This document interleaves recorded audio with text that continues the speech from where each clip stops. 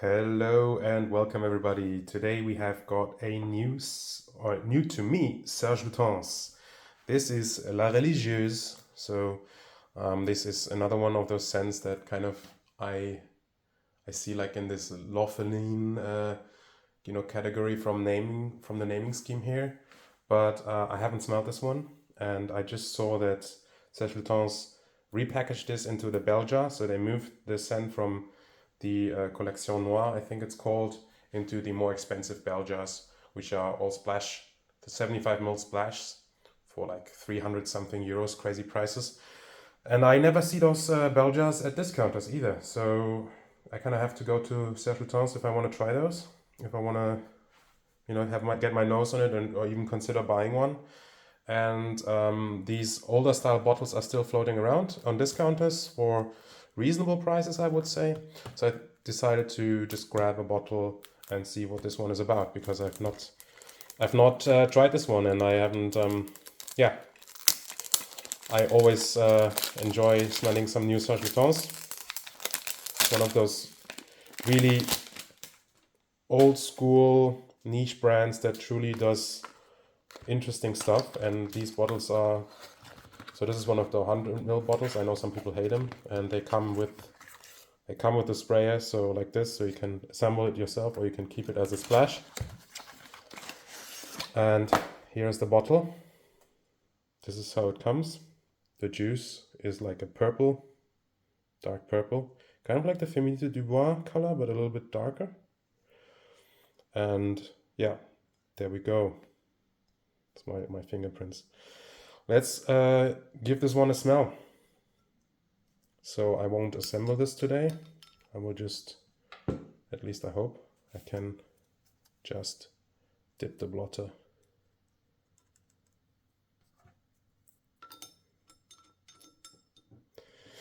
And yeah, it's always very important that you try to keep these caps, because once you put the sprayer on, they won't fit into the packaging again. So if you want to ship them at all, you have to put this one on. Otherwise, you can't use the packaging. Design decisions, I'm not going to question them. I'm not going to question Uncle Serge, but that's just how it is. That's just how these bottles work. And yeah, you got to deal with it somehow. All right. Ooh.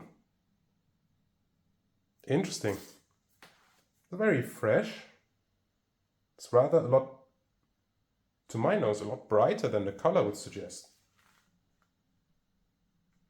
Lots of, I'm getting aldehydes, I'm getting lots of florals, white florals. There's a very peary note as well to my nose. So like a fruity peary note.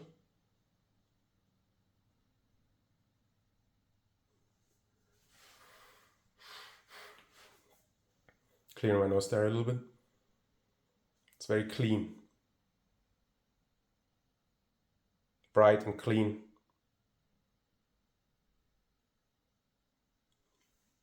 Quite powerful too. Musky.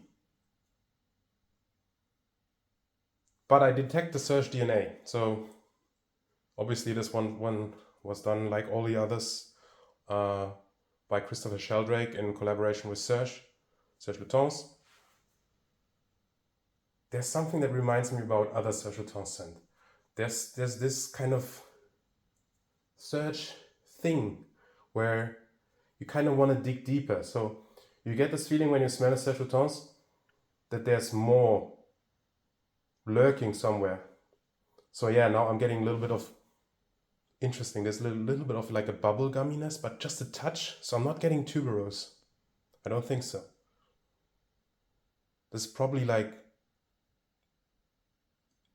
a jasmine, but like a fruity candied jasmine, just a touch. This is very fresh. I'm thinking aldehydes, maybe citruses. And just a touch of purr. So I'm thinking like a feline purr. It's clean, but it's not clinically clean. This is not Oh yeah, for sure. This reminds me of Serge. So maybe because I talked about Lorpheline earlier, there's something about this that reminds me of Lorpheline. It might be the musks and the aldehydes together. There's also something cold and mineralic in here, you know. This has more to offer, I think, and this one I need to wear on skin. I can't really give you a conclusion just from the blotters, just some first impressions. But they're positive. So in general, I detect this as a Serge, but it seems clean. It seems like jasmine, some slight candied, bubblegummy, fruity notes. Something mineralic, something a little bit, just a touch of animal in the base.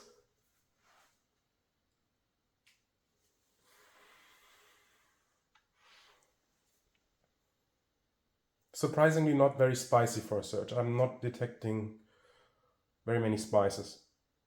Oh yeah, there's this Lorpheline mineralic coldness with aldehydes, with this clean mineralic feel.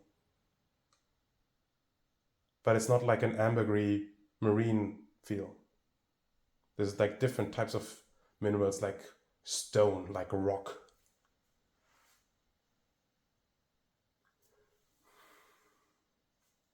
Sorry, I'm clearing my nose a lot. So I really want to get more of this. So if Lorpheline is more like kind of an aldehydic, musky, incensey fougere, this one has this aldehydic, incensey, musky base, this mineralic, incensey, citrusy, cool and clean base, but this just adds white florals on top, so jasmine. And this, it seems like it's very powerful. Probably like 2 sprays, 3 sprays of this is probably gonna be enough for you. The fruitiness is kind of going away. The bubble gumminess is going away. I'm thinking on skin as well, it's not gonna be as sweet. It's like a pretty scent, I think the word I'm thinking of when I smell this is pretty. And it has like this cooling mineralic part, but it has a slight bit of life in there, the slight purr, the slight feline purr.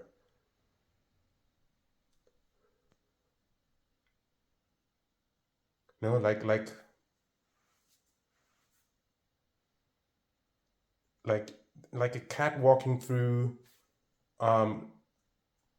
clean linen sheets hung out to dry in the wind with a jasmine bush blooming.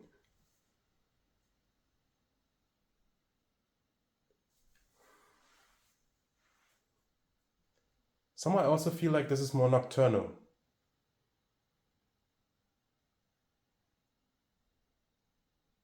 Yeah, this one needs to go on skin. This one needs some time to decode.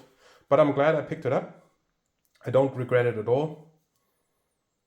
At the very least, I've got this, and maybe people would say this leans traditionally a little bit more feminine, but I'm not worried. I have Fils de Joie. Fils de Joie is another jasmine, but Fils de Joie is spicy. Fils de Joie is sticky and honeyed and more animalic than this for sure. This one is light and airy.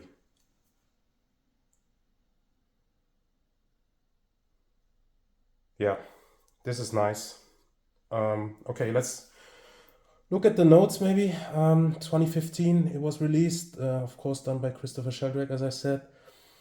And the notes listed are jasmine, incense, and bergamot. Interesting. So, bergamot. Yeah, I mean, there was some citrus, though I got more aldehydes and in the top maybe. And the incense is like really, it's like almost feels subtle here. It's not I'm not detecting lots of those, rough incense parts. It's like a soft, citrusy incense, but it's very mineralic and cooling.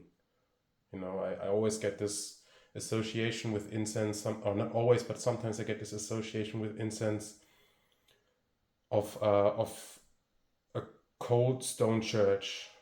I don't know if you've been to France, but in the summer it's super hot in France, and then sometimes each village has an old stone church. You never know how old it is, but it's there. You can see the tower, and you can go there, and they're open most of the time. And inside it's shaded, it's cool. It's like a refuge. Yeah. I started rambling again, and I always know when I start rambling, it's time to conclude. I hope this was helpful in terms of my impressions. Check this one out while it's still available in the other bottles. Maybe get a decant.